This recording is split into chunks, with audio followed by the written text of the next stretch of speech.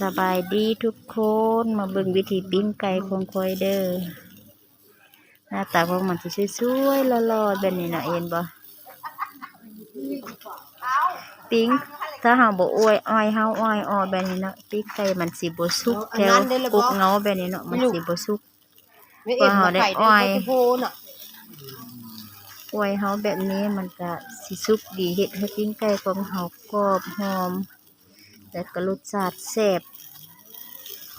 มันสิเนื้อของมันสิสุกเบิดทางเงาและปลายเนาะเห็นบ่หน้าตาของมันสิสวยๆหล่อๆแบบนี้ตัวนี้เป็นเตาปิ้งไก่ตัวนี้เป็นเตาแหนมแล้วก็คอนดอกแล้วก็อัวเนาะมี3เตาเนาะปิ้งไก่ถ้าเตานี้ไฟมืดก็เอาตัวนั้นมาใส่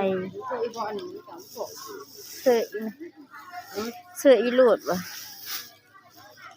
ปิ้งแบบนี้ทุกวันเนาะปิ้งไก่ของค่อยแซ่บรสชาติหอมแซ่บกลมกรอบบ่ไหม้แล้วก็บ่แห้ง